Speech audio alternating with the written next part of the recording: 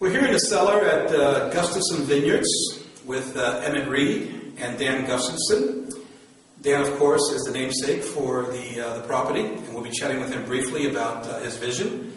But first, we want to start talking to Emmett. We were just in the Petit Syrah vineyard, yes, where this juice came from. Yes. And we were sitting in the vineyard that is going to give us the 2011 vintage. Mm-hmm. This is the 2009 Petit Syrah, right? 2010. 2010? Yes. It's 2010, so this is a baby. Yes. Tell us about this. What would you have to say about, first of all, the vintage and the harvest as you're seeing it develop at this point? Well, 2010 was a challenging year. It was a very late year for grapes in this area. Very cold summer, really kind of delayed the physical maturity. But at that point, it allowed for a long hang time, which is a really desirable factor in winemaking. So we're actually very, very excited about the 2010 vintage. Mm-hmm. It's produced an amazing amount of natural acidity, which is sort of the backbone and provides a lot of structure for wine. So if you can see, the color of it is just classic Petit Syrah. I mean, it's really big and really dark. This has about another 7 or 8 months before we bottle it. So we're sort of looking at an adolescent. We know if it's going to be tall or short, but we aren't really quite sure how it's going to really grow up to finish. So, what we're really looking for here is where is the tannin structure and where is the fruit in relation to the oak, because this is all part of the oak aging process that we're doing right now. Okay. Let's taste a little bit and let's see what we have here.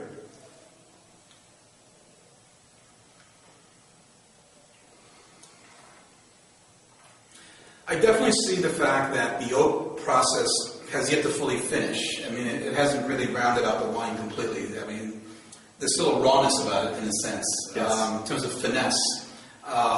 What did you taste there? What's your opinion? Oh, well, classic dark fruit up front. Mm-hmm. Nice, big flavors. More of what you're saying as well. The tannin structure is still sort of unfinished right now, and really that's what the oak is looking to develop. I like the fact that the fruit is still very present. Whereas, sometimes you can hide the fruit a little too much with the oak.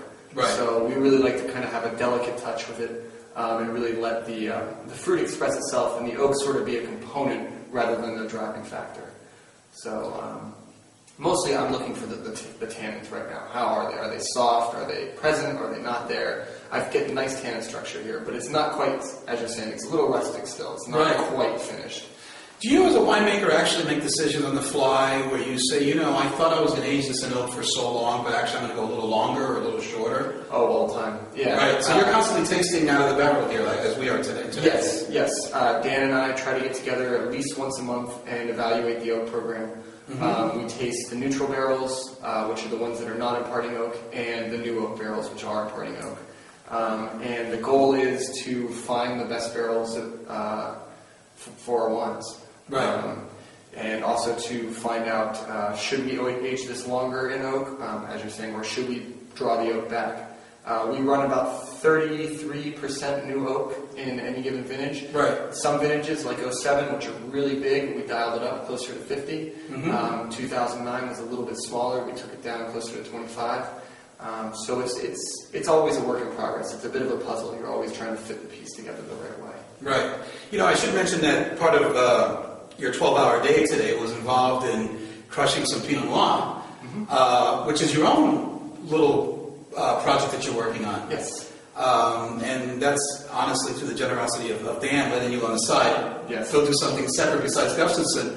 So how's that working out? Just very briefly, how's that process going? It's a fun little project. Mm-hmm. A good college friend of mine and I make a little bit of Pinot Noir again, only because Dan allows us to use his facility and very kindly. So it's a fun little project. Russian River Valley Pinot Noir is world class, and it's nice to be able to. And the production that you're looking for? Less than 100 cases. Yeah. Okay. So it's personal consumption and friends. Yeah, my dad drinks most of it.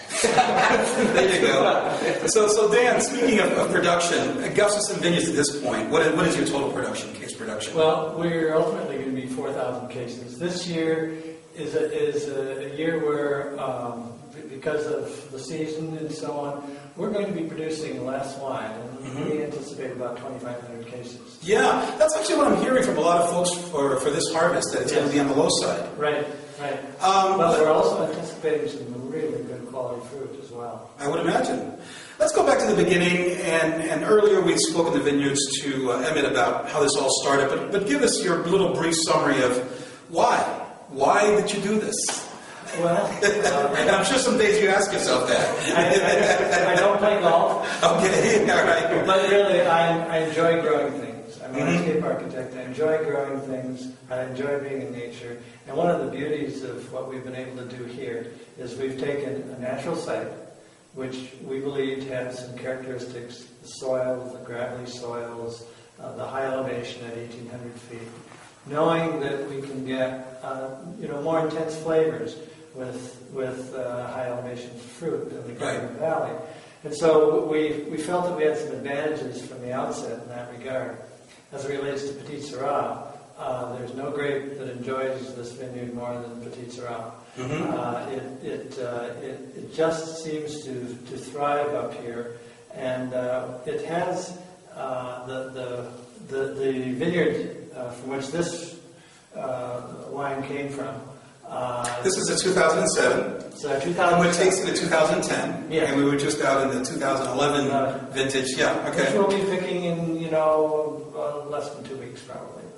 But it seems that there are two things that we're looking for when we're making wine. One is to be able to really express the vineyard, to express the terroir. And we're part of the terroir in terms of how we manage the vineyard and so on.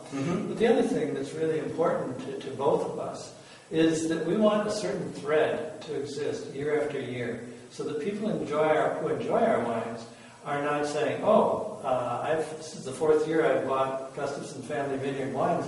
It's really different this year.